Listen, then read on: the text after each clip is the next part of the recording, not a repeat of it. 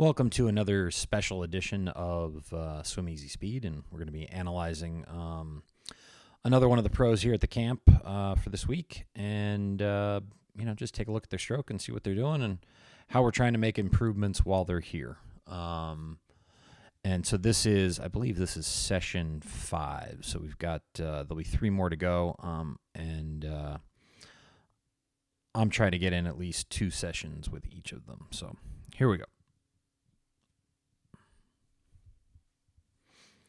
So this is Matt McWilliams. So I'm just going to let it kind of, the video run. You can take a look at his stroke. There's a couple videos in here where it got put on slow-mo. The video was, the camera got put on slow-mo. So I think it's the next 2 after this.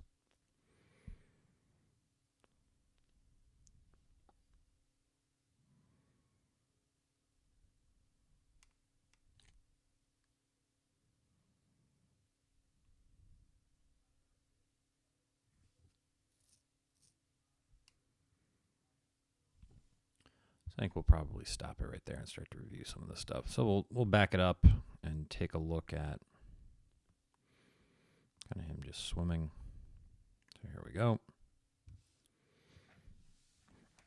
So the first thing that, stands out, and it's what's been kind of standing out with everybody at the camp so far and a lot of people that get into the endless pool is that, we've got this kind of angle in the water.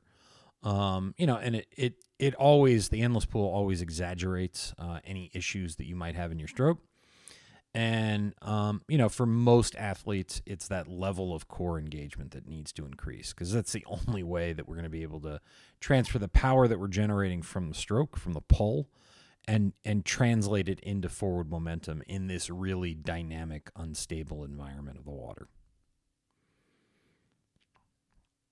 So then when we go under here, so you can see he does a pretty good job. We're kind of the elbows bent a little bit there where he's dropping that. And then it's a little bit more so, I think, on the left side. So you can see right here, there's the wrist, elbow. And then as we kind of move forward, he does do a pretty good job, though, of getting, especially on the right side, I believe. He starts reaching there. He sets the catch, starts pulling himself forward. And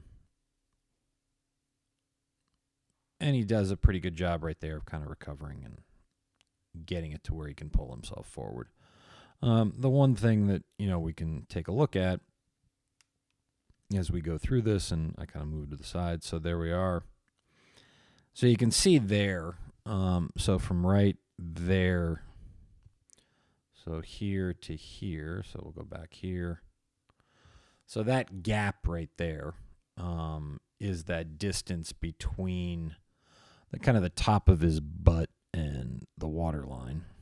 So, it's probably maybe kind of 6 to 8 inch range. That's kind of in the 5 to 10 second range probably for him in terms of speed that he's giving up.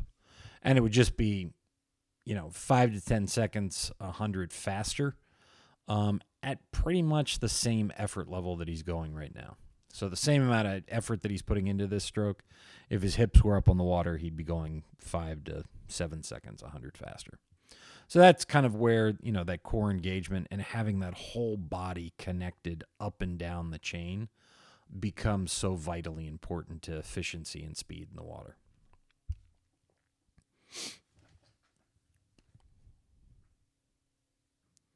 So then we'll take a look here, and you can see kind of here he's got, this kind of angle in the water.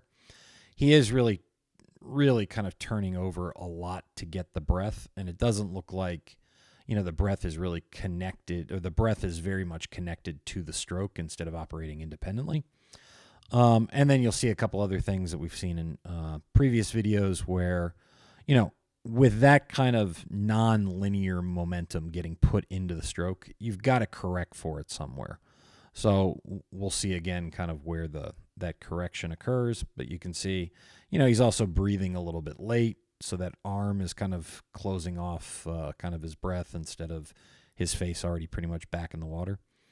But here, we can see again, here's the feet, kind of that spreading apart of the feet. And, that's just because this momentum from that arm, you can see kind of the swing around, is making it, the hip goes out and then the feet come apart too, with that rotation from the breath, all to kind of just stabilize his body in the water.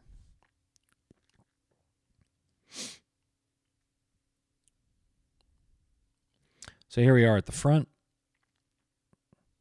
And then, typically what you want to see, we'll see if we can do kind of the angles here.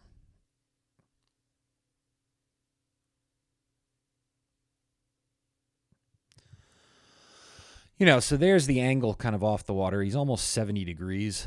The kind of high performance guys at USA Swimming have seen from distance swimmers that, they're typically about, if there's the plane of the water, they're typically kind of looking at, we'll just put it right in the middle, about 35. So anywhere from 30 to 40 degrees off the plane of the water. So that's kind of the difference in the angles that we're playing with right there. He's closer to 70, and you can see that really, really a lot of rotation right there to try and get the breath instead of just turning his head to the side to breathe. And then we'll go kind of take a look on the other side. You can see what the angles look like on that side, on the left. So the left is, I think it was a little bit better. No, it's about the same. So he's 67 degrees on the left side. And, again, a lot of rotation, trying to get over the stroke. And then you can see where that momentum is kind of going. So he comes in and, it's pretty much all just going that direction. Some of it's going this way, and he does a pretty good job of correcting for it at the end, of getting back kind of straight. He comes in, kind of doesn't really totally cross midline at all. But then you can see the arm kind of going out wide out there.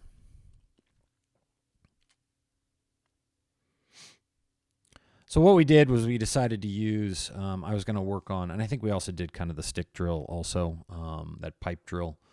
But I didn't want to show that again. So here's one of the things, once we started to get stuff moving straight forward, we use the Aquavolo, their Volo blades, and it's just a mid-palm paddle that works really great at helping to initiate the high elbow catch.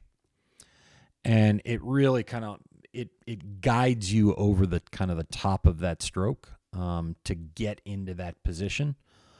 And I found it really helpful with triathletes and kind of beginning swimmers, people with not a lot of experience in swimming. And I've used them myself, and I feel it kind of pushing it over, but what happens is I don't really get any benefit from the pole. There isn't any, kind of strength that you're developing, and I'm already pretty much there in a high elbow catch. So I didn't find a bunch of utility for myself as an experienced swimmer, but I've seen a lot of benefit for them from swimmers that don't necessarily have that feel. And remember, that's what we're trying to drive. We're trying to drive that feel for the stroke, because you as the athlete want to try and return to that feel for the stroke. So you can see how they're kind of pushing him over a little bit sooner. He's getting a little bit better feel for it as we go through. And then the next video here, you'll see kind of the application. So you can see he's pulling a little bit sooner, getting a little bit better feel for the water when that catch should start. And, the hips kind of pop up just a little bit. You can see his body positioned a lot better in the water. So that's what we worked on with Matt that day. And we're trying to just drive some learning into a stroke and trying to make him a little bit more efficient for the camp. So thanks again for tuning in. As always, just like, share, comment down below, and I am always happy to answer questions. So if anyone has any questions, please let me know. Thanks again.